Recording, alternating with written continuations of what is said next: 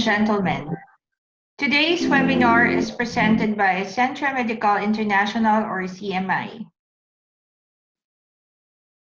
CMI is a premier outpatient clinic located in the heart of BGC. With over 150 specialists on our roster, CMI continues to be here for you for your medical needs such as specialist consultations by phone, video, or in person, diagnostic procedures, and preventive treatments such as vaccinations and checkups. No crowds, no queues, no hassle. CMI is a safe clinic for you and all those who are dear to you.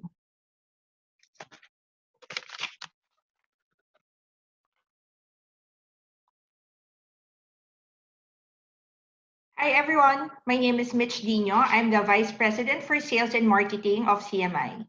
Thank you for joining us in today's webinar entitled Addressing the Impact of the Pandemic on Adolescent Behavior with our guest speaker, Dr. Ruby Punongbayan, Ambulatory and Emergency Pediatrics Specialist. As a parent, this is very close to my heart. In general, teenagers are in difficult transitional stage of their lives, and COVID-19 makes it even harder. With school closures and online schooling, canceled social events, and with the new normal going on, many teens are missing out on some of the biggest moments of their lives, as well as everyday moments like chatting with friends and participating in class. Our teens may feel isolated, left out, anxious, and disappointed. We want to let parents and teenagers know that they are not alone and that there are many helpful ways that they could do to get through and surpass this emotional distress. CMI wants to make sure that we provide medical support in any way that we can, supporting each other as we continue with our mission of providing premier patient experiences. In today's webinar, Dr. Ruby will be sharing with us the psychosocial and behavioral impact of the pandemic in adolescents and how to reduce its impact. Before we proceed, just a few reminders. For any questions, please type them in the chat box, which can be found at the right side of your screen. We will group similar questions and have our speaker cover as much ground as we can. We will mute everyone's microphones and turn off your videos for the duration of this webinar. If you have not already done so, it would be great if you can include your full name to help us identify you properly for your questions and for other matters where we might need to reach you. And now, it is my pleasure to introduce our speaker, Dr. Ruby Punongbayan. Dr. Ruby Punongbayan is a practicing pediatrician at Centro Medical International.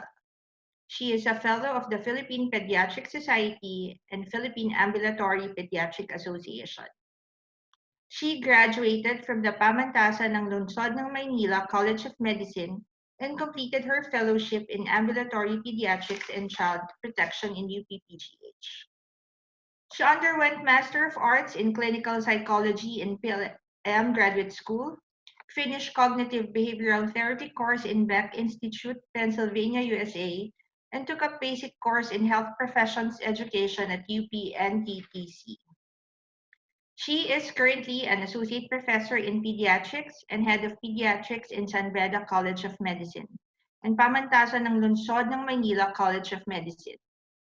She is also the Section Head of Pediatric ER in one of the major hospitals in the Philippines. Dr. Ruby has conducted numerous talks on various topics about pediatrics in the past years. Friends, ladies and gentlemen, let us welcome Dr. Ruby Punongbayan. Hi, Dr. Ruby. Hello, good afternoon. Good afternoon, Ma'am Mitch and everybody who's watching right now. Today is a rainy, gloomy afternoon, but I do hope that you are all safe in the confines of your homes. So this afternoon, I thank my family from Sant Medical International here in CMI for paving the way for me to talk about a timely topic because we do not want to leave out on the concerns and issues that our children and teenagers might have. So for this afternoon, let me share with you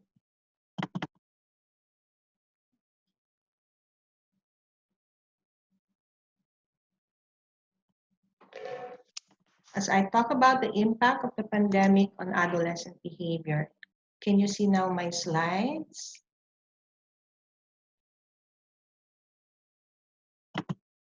There you go. You see now my slides, Ma'am Mitch? Can you see it on your end? Yes, Doctora, we can see your slides now. Thank you. Oh, okay. So I guess I can proceed now. March 2020 was a very dramatic time for all of us as we were ushered into a new era of combating this unknown virus. Coronaviruses has been there in general. These are the ones who cause the common cold. We all know that from decades ago. But this one, which was originally termed as novel coronavirus or nCoV, being a new one, and we didn't know what to do. The international scientific and medical community didn't know what to do about it. It's all new to us, and it has um, really negatively affected all the aspects of society, not only, of course, our health. And we would want to surely find out how it also is affecting currently our adolescents. Okay, so this afternoon, my objectives is for you to understand the psychosocial and behavioral impact of the pandemic on adolescents, and then to recognize the effects, manifestations of the burden of being quarantined, isolated among our adolescents. And lastly, to be proactive in taking up preventive measures to mitigate the consequences of long-term isolation and quarantine among teenagers. Let me start with this figure. This was published in PubMed, okay, and by authors Doctors Dubey and Gosh. This actually theorizes the unique combination of having a public health crisis, being socially isolated, and of course the economic impact it had on each and every one of us. So this supposedly, if you look at your slides, on the right-hand side of the slide, from the onset of this disease now known as COVID-19, there were, from the very start, there were trickles of information, small information that we got from the news, okay, and transferred onto media. In fact, all sorts of and all forms of media. And from there, the international community has shared with us the what is how is it being transmitted, okay, what are the basic signs and symptoms, what can we do at that point, what are the preventive measures, and then we were hoping for a vaccine eventually to come in. Now, to combat the outbreak, on the left-hand side of your screens, of course, the government came in with some rules and regulations that they had to be strict. I remember March 15 was the very first date when we had the lockdown. And of course, we all know that it led to economic fallout. In general, small businesses, small and medium enterprises suffered, and of course the big ones also. And the government, as you well know, have imposed varying degrees, intensities of quarantine, physical distancing, and everything. Because this disease on the central part of your screen has definitely impacted even the healthcare professionals. Of course, we signed up for this in the very first place. We are doctors. We work in the ER. We take care of them while in the wards, in the ICU, in the communities. But then again, we deal with relatives and caregivers and the patient itself. And imagine the psychosocial impact that this disease had on all sectors of society. Okay, so this is how it had been very difficult for the past 5 months or so. Okay. Let me throw you this question. As parents, as my doctor colleagues who may be right here listening in, and you may have some kids or adolescents, what changes have you observed in your adolescents during this quarantine period? It may be behavioral, maybe some emotional changes, maybe. You may type in your answers in the chat box. I'm just curious, so as to jumpstart our further discussion. Do we have some answers, Ma'am Mitch? I think Doctora are well here from Miss Judy Mercado. It says she noticed that the adolescents sleep a lot. Well, actually, on my end, I noticed that my daughter changed her sleeping pattern, Mm-hmm. Mm-hmm. and then Miss Christine Perez mentioned that the teens are more irritable now. From True. Miss Maria Paz Irene Bautista, she noticed that the teens eat a lot. And then another one from Miss Lara Cuesta, she noticed also the irritability of her teens or being masungit. Okay, so we do have a proactive audience this afternoon. Yes. I'm glad, and thank you for your answers. True enough, okay, the reason why I'm asking this is that here in our country, we, of course, in the medical and health research fields, would want to see a robust collection of scientific researches. We also want to determine for the past 5 months. But the thing is, we need to still collect all this data. We need to know what is happening in the local setting, because the answers that I got when I did my research for this what came from the international scientific community. And guess what? The research findings among children, I'm talking about the younger ones. True, your answers seem to reflect all of this: reduced appetite, being clingy, sometimes they got irritable, and poor sleep. Obviously, we have issues here of maintaining the usual sleep cycle. Okay? And for the teenagers, now, here are the stressors according to the UNICEF Asia Pacific study done on May 2020 and published again in PubMed. Here are the stressors. Adolescents, monotony, feeling of boredom, of course. This is the feeling of social isolation. Number two, concern, lack of face-to-face contact with classmates and friends. Remember, we were still on the latter portion of the past academic year, maybe the middle, the third or fourth quarter during March. And imagine that we had to cut the school system had to be interrupted because of the quarantine that was imposed by the government. Of course, our teenagers have felt disappointment, lack of enough personal space at home. Sometimes there's this interesting study by the UNICEF also that they found out that because you are confined within the physical space of your home. Now, there has been escalating hostility among family members, among siblings, parent versus anak, okay, among siblings. Sometimes they found themselves, arguing, bickering about the use of TV, the use of gadgets, what to eat, who will go down to get to uh, to to to to, um, to take care of the garbage, who's going to meet the grab guy to get the delivery items. So all of these have been experienced locally and internationally. And also, even our teenagers were very perceptive to feel the family financial losses and adjustment difficulties leading to anxiety and depression. Now, let me just emphasize to you, among our teenagers who may have been manifesting anxiety or anxiety disorder itself, let me just spell out to you the difference. Sino ang may anxiety and who are having anxiety disorder? For anxiety, it is actually a fleeting response to a stressor. Anybody can be anxious, even a young child, an adolescent, an adult, someone who is of old age. But these are usually appropriate responses to stressors. Halimbawa, a young child would be stressed about going to school, maybe she's being bullied or whatever, simply not into the usual day-to-day activities in school. But these are fleeting. Okay? We may be anxious about, oh, we are going to pay the monthly bill, okay, by next week. We can be anxious about almost anything about in our lives. It becomes a disorder when you become anxious most or all of the time, okay? And then it is quite ongoing. It's, you are feeling it quite intensely, and it has become excessive for the situation.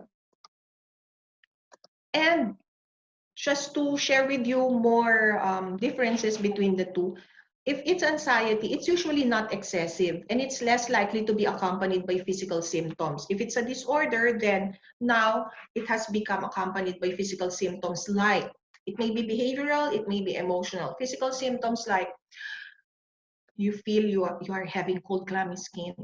You feel you have fast breathing. You feel you have headache, non-specific abdominal pain. You went to the doctor already, but all the basic workups turned out to be normal, but still you are bothered with all these abdominal pains, headache, everything. And it has become really significant health issues for you. You have a feeling of being disconnected from reality. And it can interfere significantly with life, then that is now a disorder.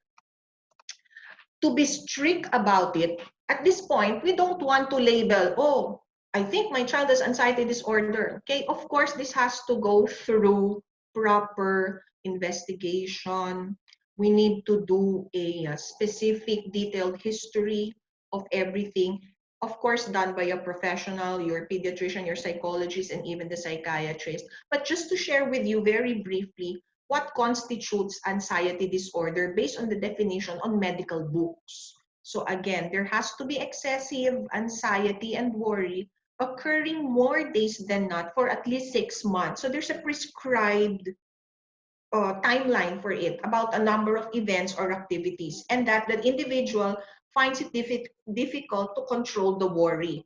And also in this definition by the book, we have to identify 3 out of the 6 symptoms, which are, dapat may 3 out of the 6, being restless, you feel easily tired, there's difficulty concentrating, you are really irritable, there's muscle tension and you feel it, and then of course the sleep disturbance, the difference in the time that you spend sleeping.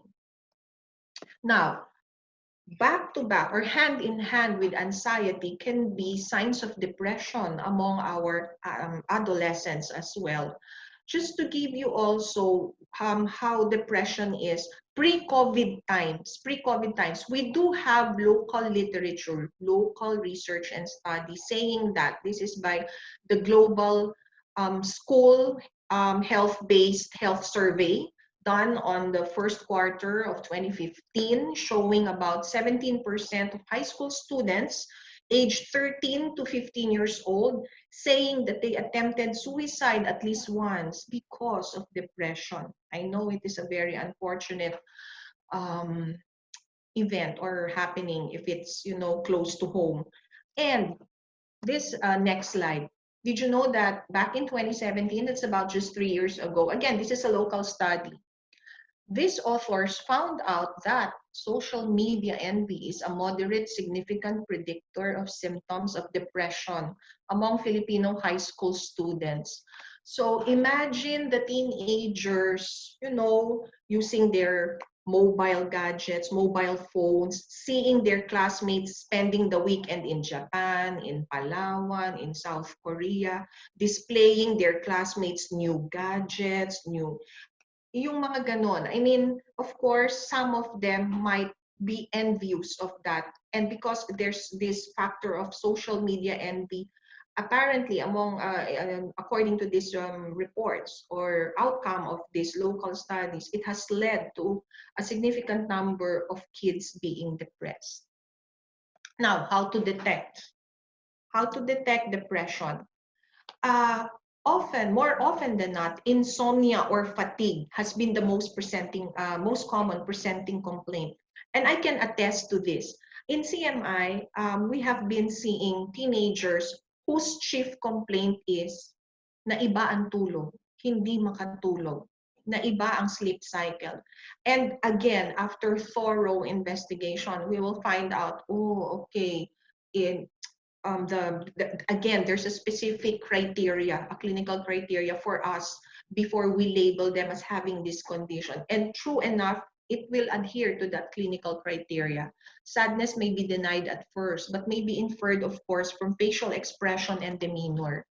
Now, the prescribed period for this, according to textbooks, again, if you are to be strict about it, is at least 2 weeks notice of these changes, during which there is either depressed mood or loss of interest or pleasure in nearly all activities. And supposedly, the symptoms must persist for most of the day. Now, what not to say to these children who may be anxious or depressed? The experts are recommending and advising us, the adults, to at least support them.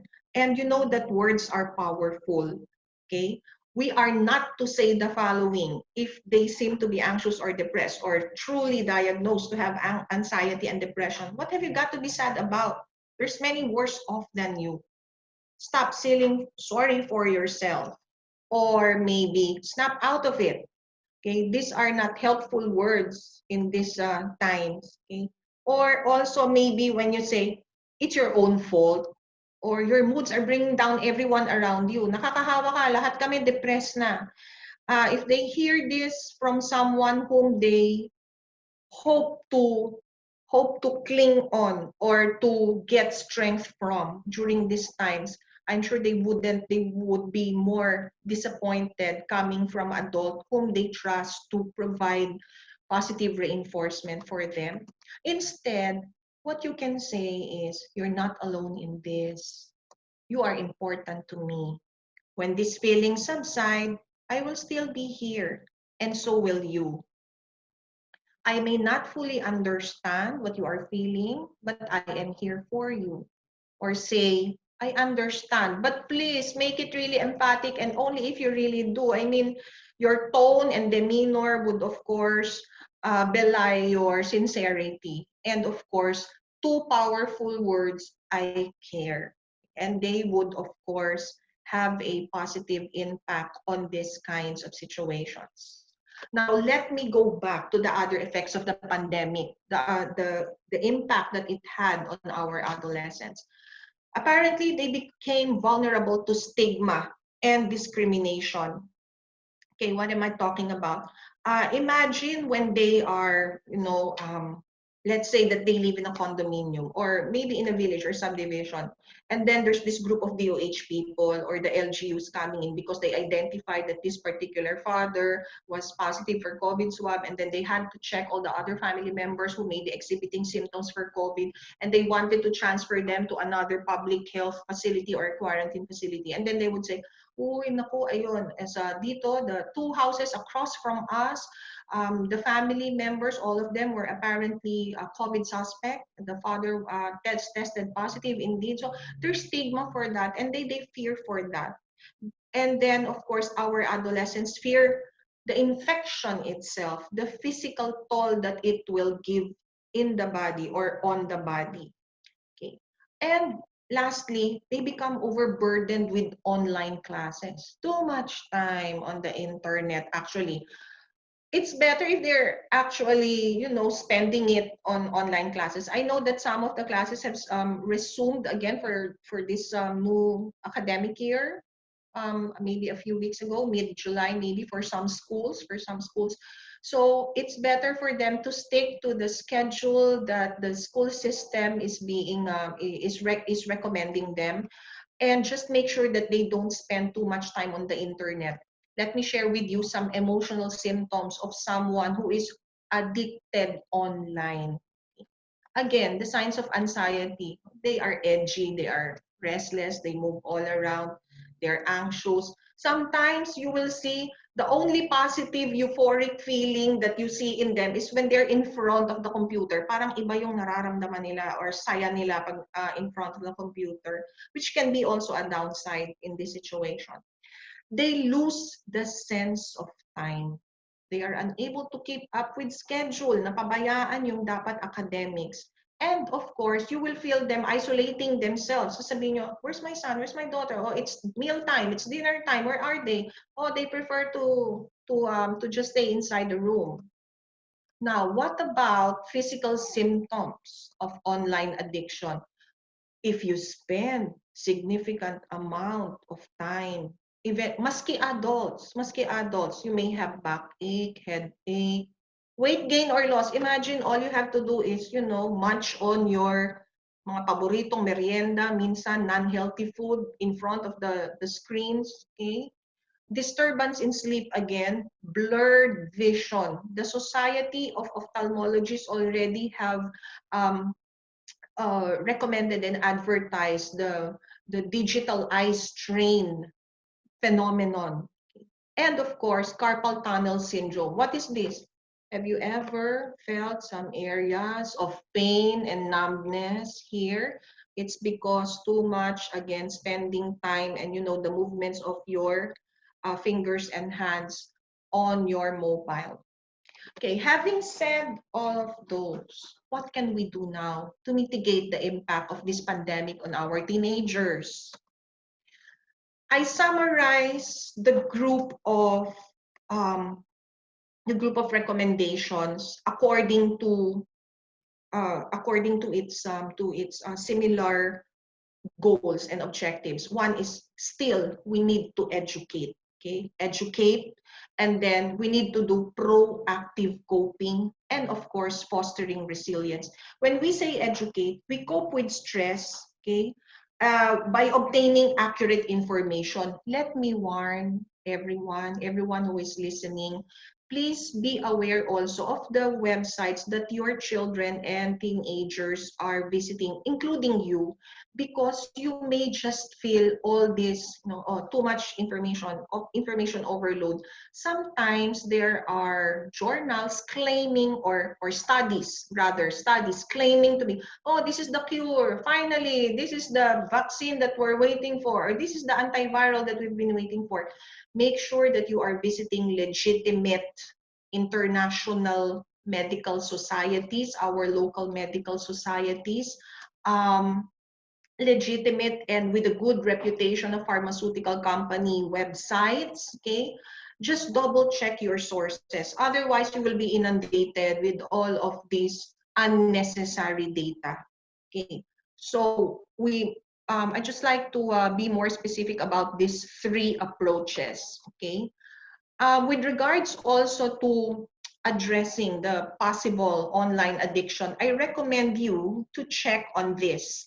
You can easily search this, download this. There's Family Media Use Plan tool or healthychildren.org media use plan.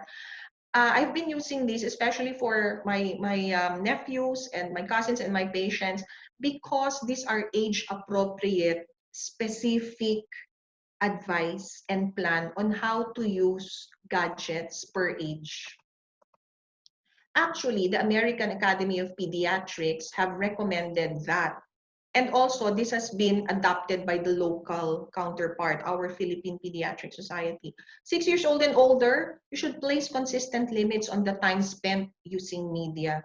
Make sure it doesn't replace adequate time for sleep, for physical activity, and other behaviors essential to health.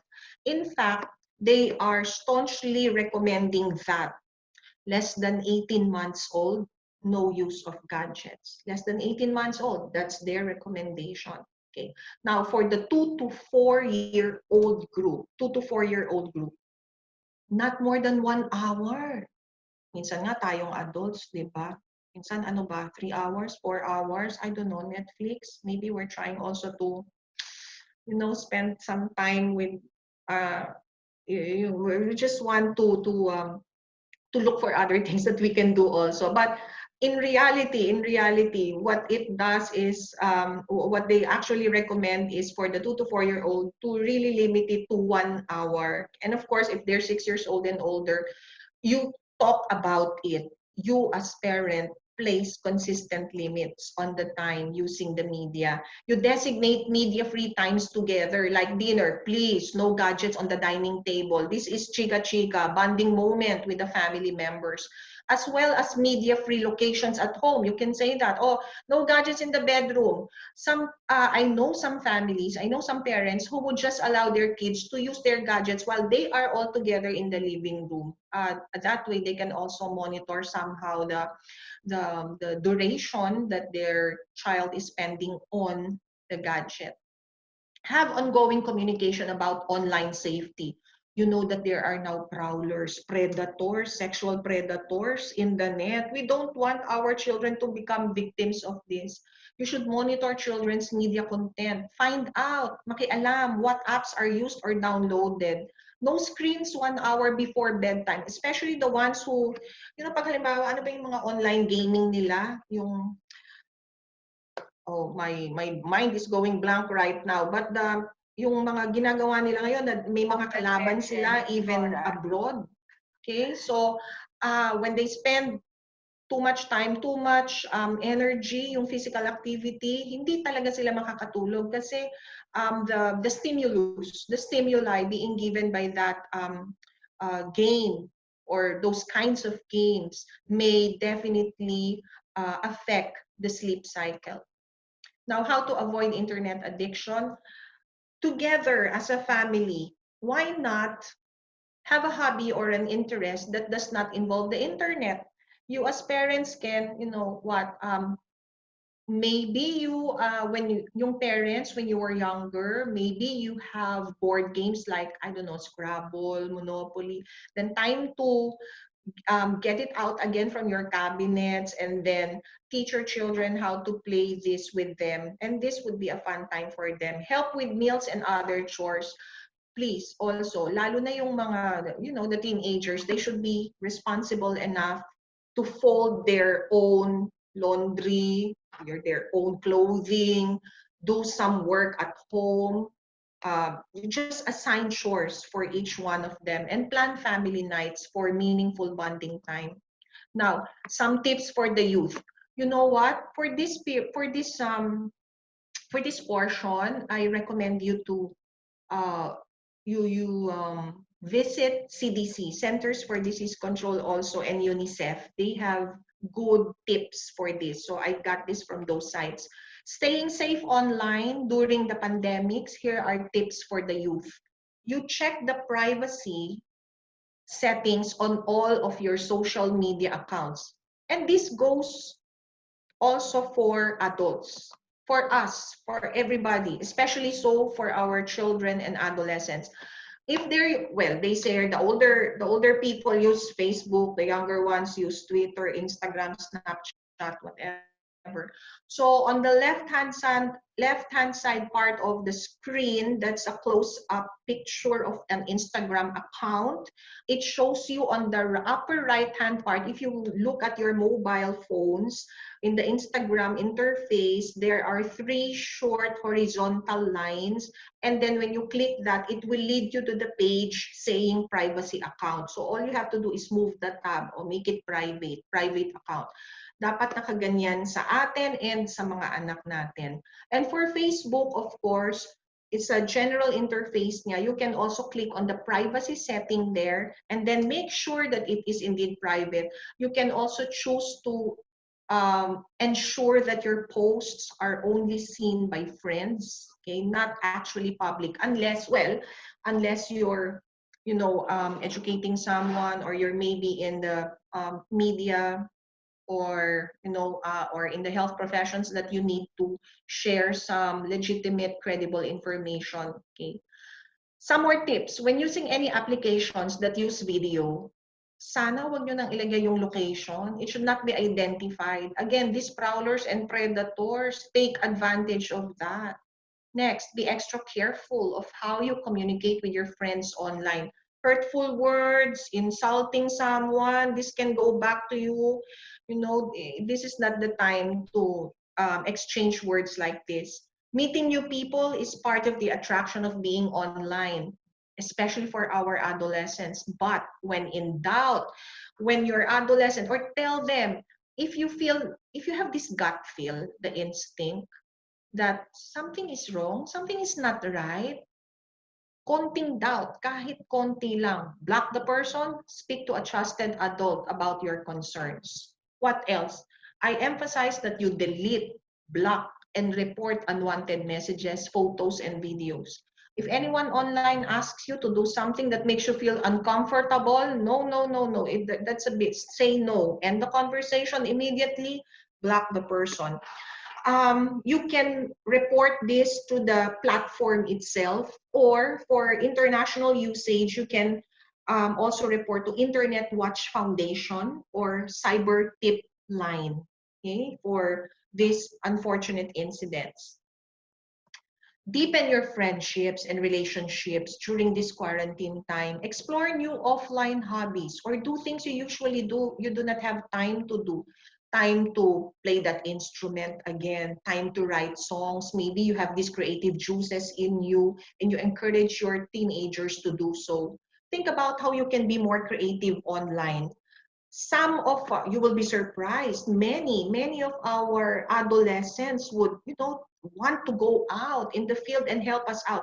Did you know that back in March to mid-April, di ba halos, I mean, all about COVID-19 and everything, kasi hindi pa namin alam, the international community, scientific medical community are grasping at straws.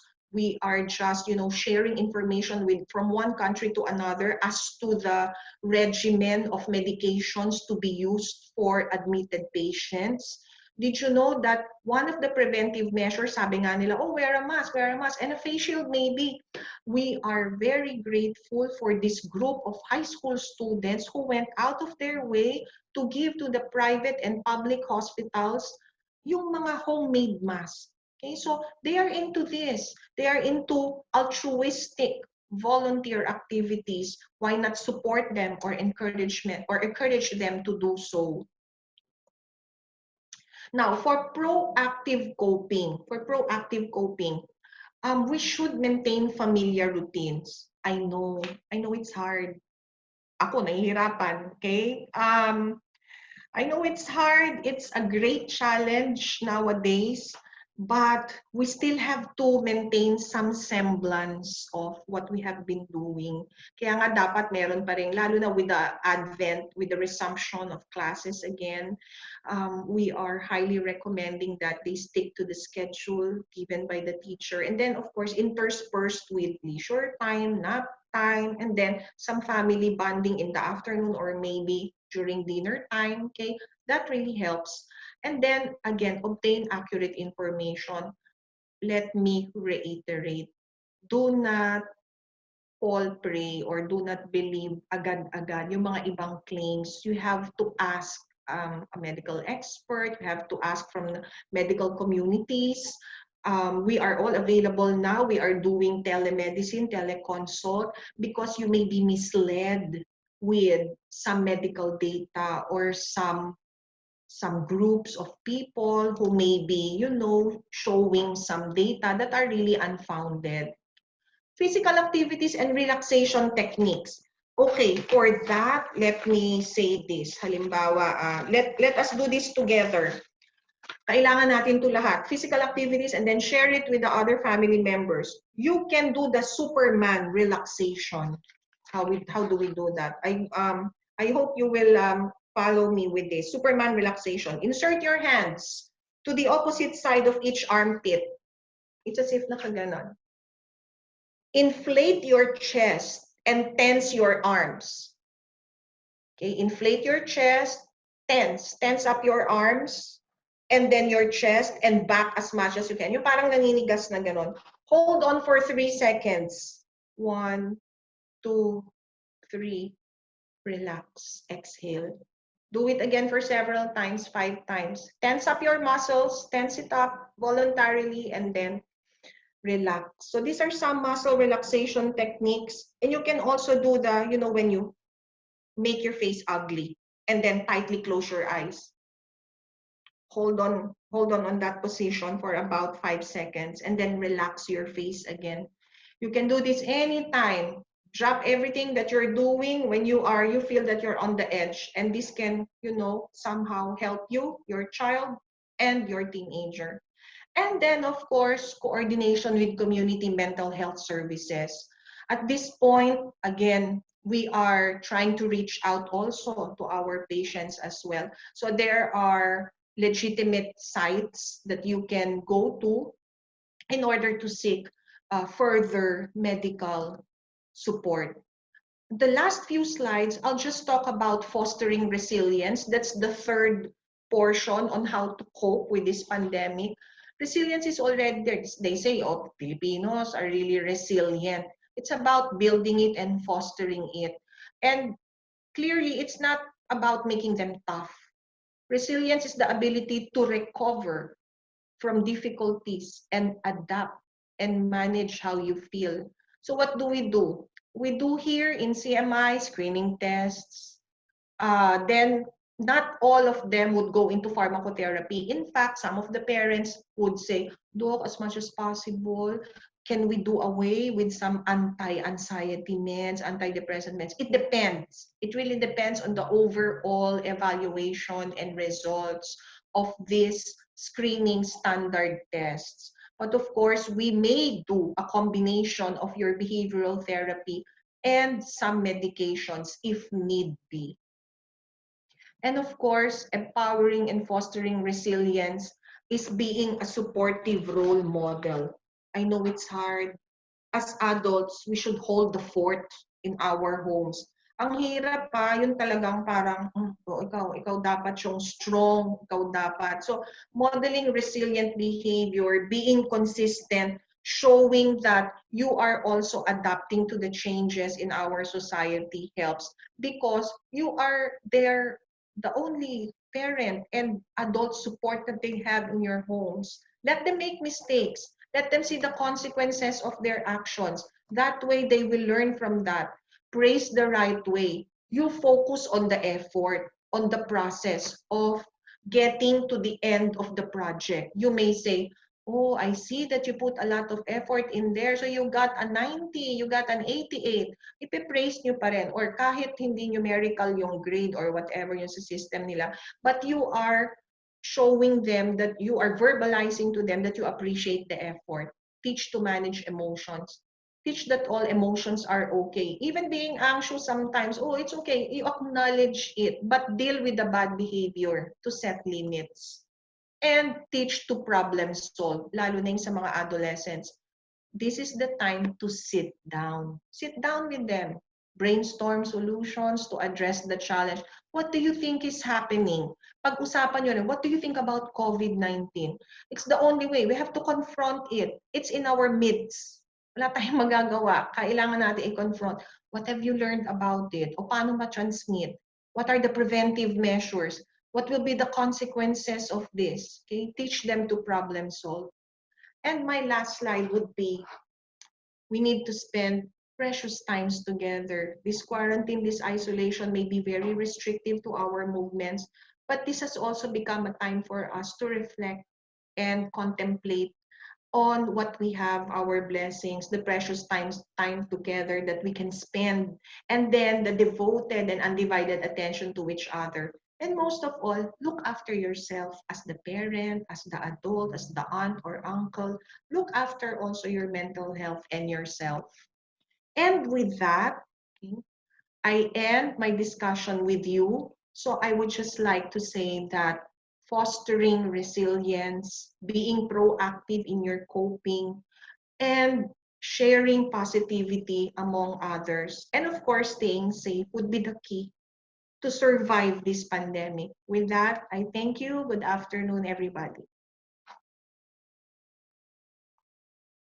Thank you so much for that very enlightening talk, Dr. Ruby. I've learned a lot as a mother. So I guess we have a few questions from our audience. For those who have queries, please feel free to type your questions in the chat box or in the Q&A box.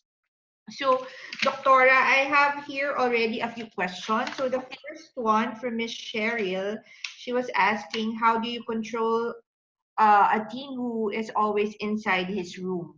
So I think she's asking, how can you implement these suggestions if the teenager is always inside their room? Okay. Yung mga ayaw lumabas talaga. Yes. Okay. Wait, let me see. I have to click this first. Stop share. Okay. So, if your teenager doesn't want to go out of the room, okay. I've done this before to my own teenage nephew. I locked the room.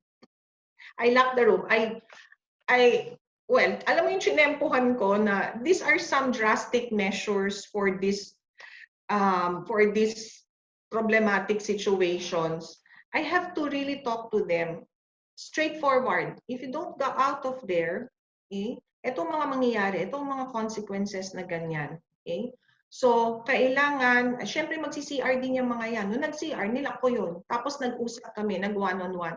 What I'm saying is, sometimes, in order to be firm, you also have to do some firm physical solutions. You know what I'm saying? So, it's To be strict also. really a challenge. Oo. Pero yung what was the outcome of that with my with my nephews? Well, it worked. It worked. So I just got his attention because it's like they were hypnotized with whatever they're doing inside their rooms, hypnotized with the screens, with the gadgets. So I just got his attention. Hey, look at me. And then I have to talk to you. Okay, so far it worked. Again, applying drastic measures for problematic situations sometimes may be really needed. Okay. We have another question here, Dr. Ruby. What is your advice to parents who are currently working or probably who are working from home? How can they assist their kids in the online classes nowadays? Oh, let me ask also that's a very good concern. Let me ask also these parents who may be working from home. When you say working from home, are you also following a rigid schedule, like working like 8 to 3, 8 to 4?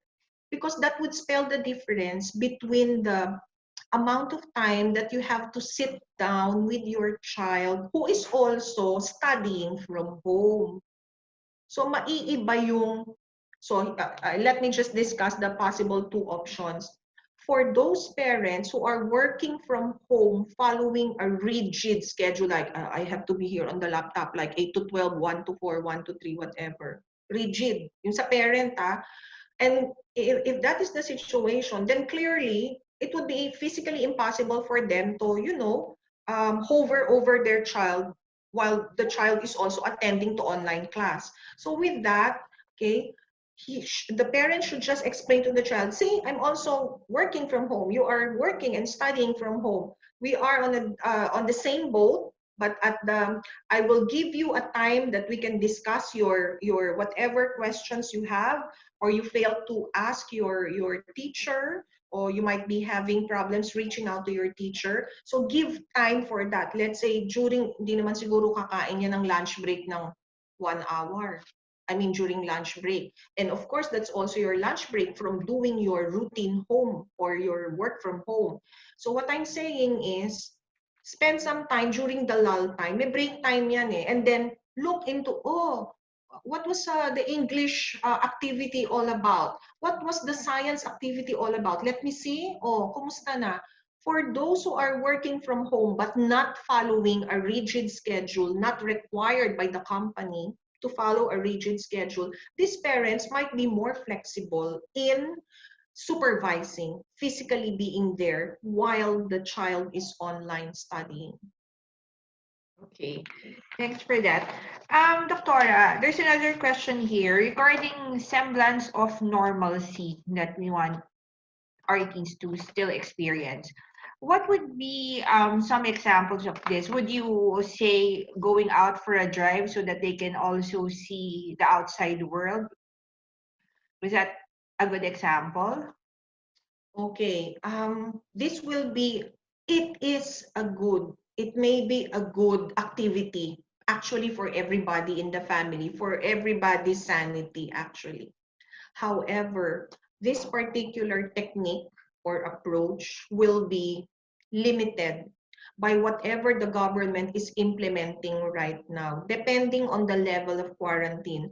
I know baka kasi there may be some restrictions on passing through boundaries of provinces. Like you may be asked to present a health certificate or something. Depende talaga kung general quarantine ba yan, modified enhanced, so depende. But I know some families who are friends of mine, some relatives, some friends, and some patients who have tried this when the restrictions eased up a few weeks ago, a month ago. Diba, nung bandang June, the restrictions eased up konti. They drove, but actually they did not go down. They just, they just went to Tagaytay or drove to Bulacan or drove to Tanay Rizal. Umikot lang talaga just to get a fresh breath of air. Yun. So it will be related to how our government is setting up restrictions at the moment. But sure. For as long as you still, ako, I would highly prefer that you, among yourselves, kayo kung nasa sasakyan, you still wear that mask. Some would prefer also with face shield. And then they don't go out. They just eat. Alam mo, nagbabalot lang sila ng sandwich. Parang semi-pseudo picnic. Alam mo, sandwich and some drinks. Tapos umikot lang sila. Tapos go back to their homes ulit. That's it. Okay. That's how we are dealing right now. And then I have some questions also regarding the mental state of our teenagers. There's a question here. How do you handle hopelessness when there seems to be no end in sight? Yeah.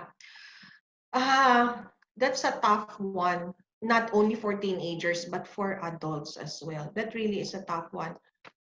Truth be told, we've been getting some cases in the ER, as I also work in the emergency rooms, of, having, I see my adult emergency medicine colleagues dealing with suicide attempts, actually. Yun na, no, at the far end of the spectrum. And some adolescents naman na talagang depressed.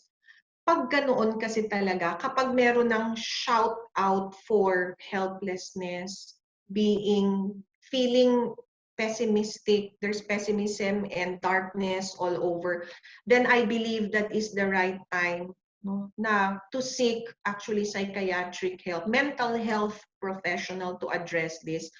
It will be very hard for the adult, for the parent to deal with that just by herself or himself. Kayo lang at home. You need someone, a mental health professional to guide you.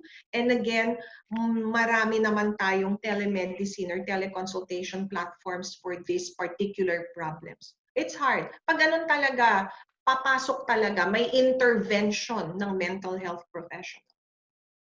Okay. And then there's a question here. Can you recommend some natural ways to help teens who have difficulty in sleeping? Natural ways. Okay. Natural ways would include, of course, listening to some apps that, there's rain. Alam mo yun, yung mga sa mga Spotify that would lull you to sleep. Okay. Relaxation techniques, and you can visit the website of mindfulness. Mindfulness.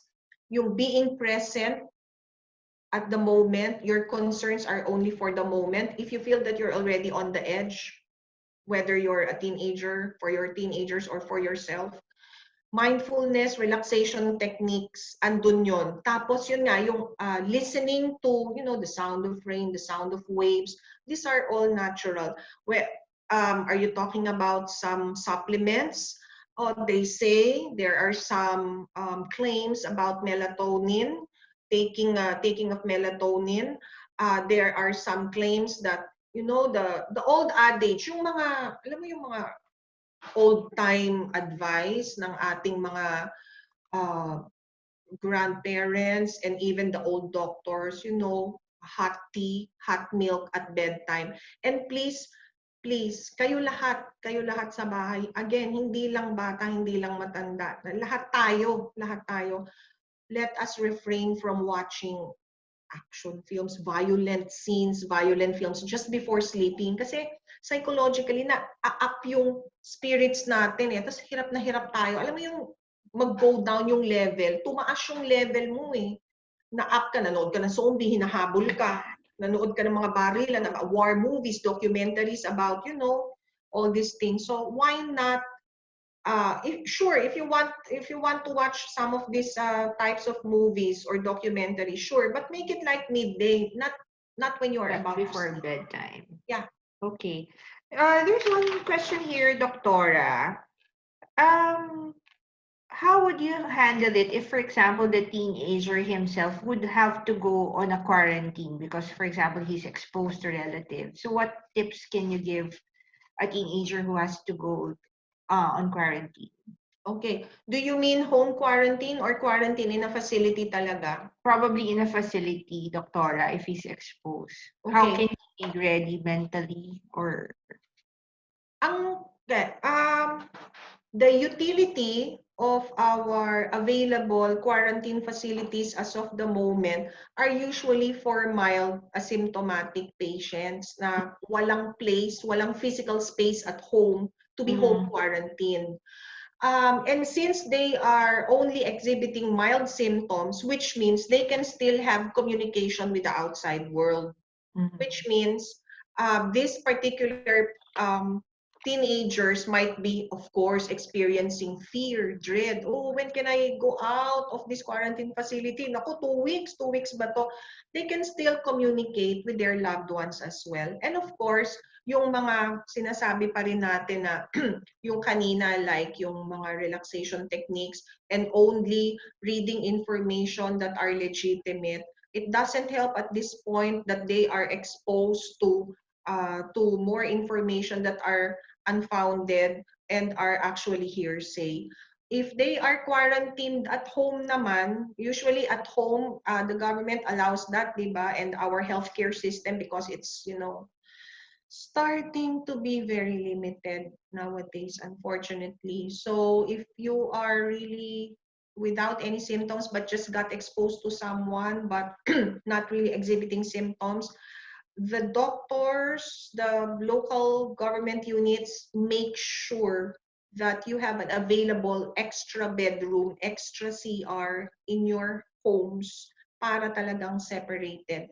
And with that, I've had the personal experience with that with my nephew who now turned out to be negative na with the repeat swab. So anyway, may separate room siya. So I was monitoring him and everything. He didn't exhibit any symptoms beyond 1 day.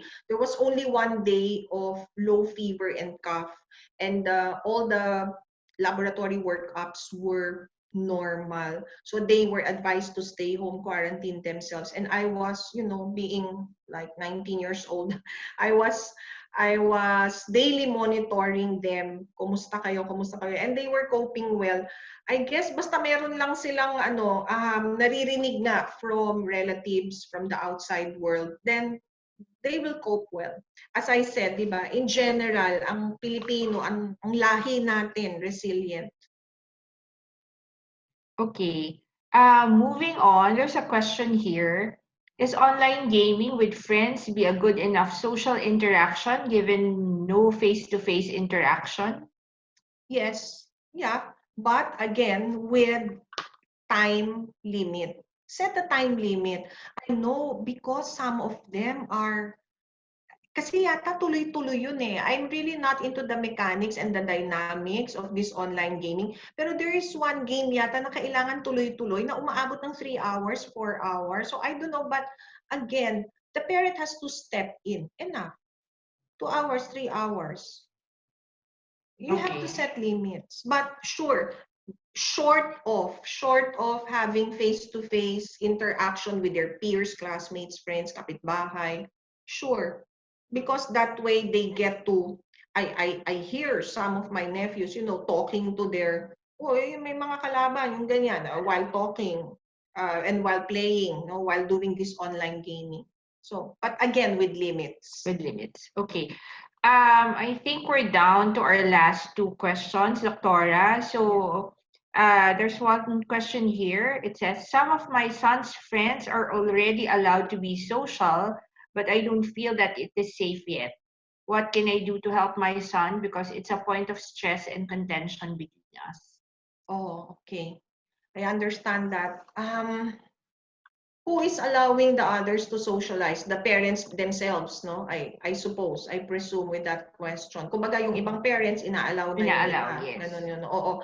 But you have to make a stand. Explain that it is not safe yet. They have to look at the larger picture. What is happening around us in the community is, in truth, we are still having a dramatic increase of cases around us.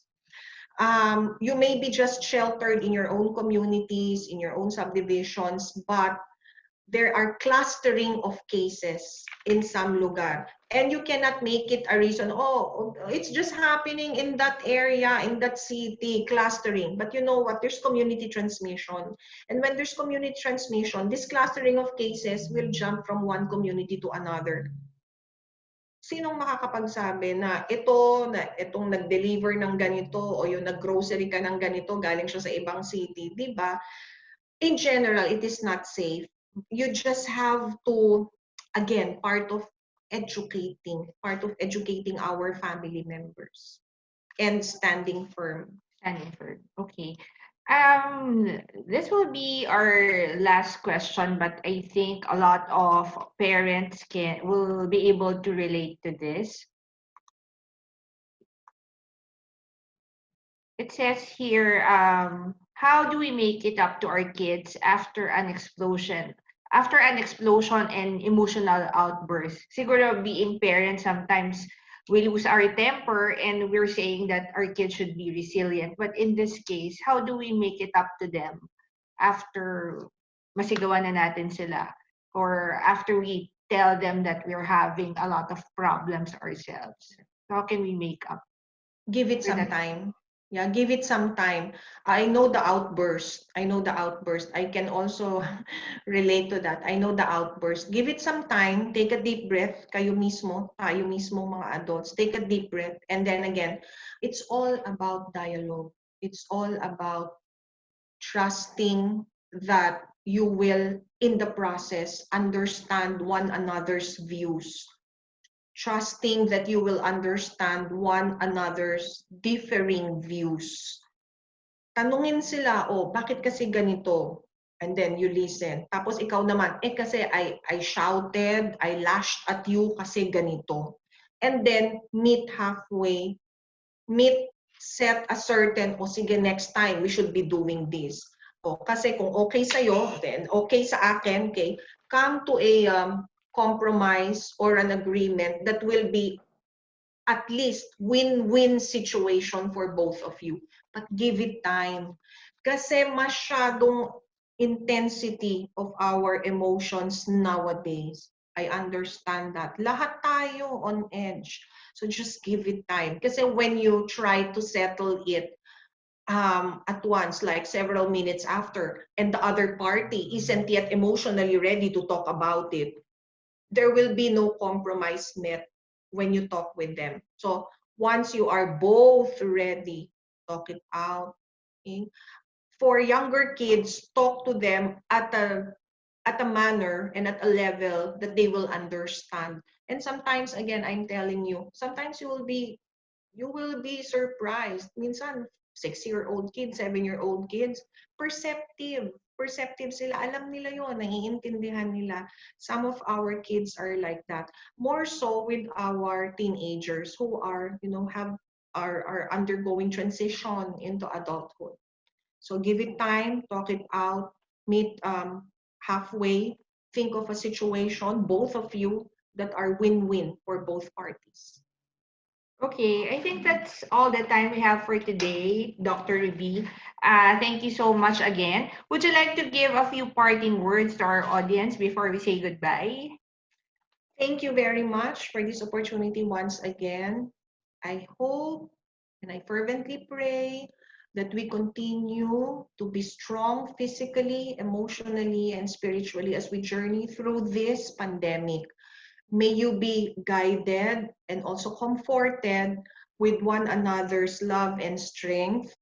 And I just like to emphasize our top 3 preventive measures while waiting for the vaccine: physical and social distancing, wearing the mask properly, covering the nose and the mouth, and of course, washing your hands regularly with soap and water, minimum of 20 to 30 seconds. I wash my hands like my hatred for COVID, super dry. I don't mind. You wash your hands regularly. monitor your children, your kasambahays to do it, and you should be doing it also. Okay, so, and again, just to remind everybody, we are a resilient people. We would like to cope well. We should be listening to legitimate information, visiting websites of international scientific committees and societies and laboratories and pharmaceutical companies and medical schools and all the other institutions, okay, in order for us to digest and receive only the legitimate information. And of course, at the end of the day, we look up and say thanks and live our lives with gratitude. Okay, thank you, everyone. Okay, thank you again, Dr. Ruby. Everybody, that ends our session this afternoon. Thank you, everyone, for joining us in this webinar. If you want to reach out to Dr. Ruby Punongbayan, flash is our contact details. So CMI is open from 8 a.m. to 4 p.m., Tuesdays to Saturdays. You can reach us at 0927-931-7194, or you may email us at experience@cminternational.com. We are located at the second floor of Ori Central, 31st Street, corner 9th Avenue, BGC. We also have our Facebook page, facebook.com/cmi.care, and you can check our latest updates there. So thank you, everybody, for joining us. Stay safe and have a good weekend.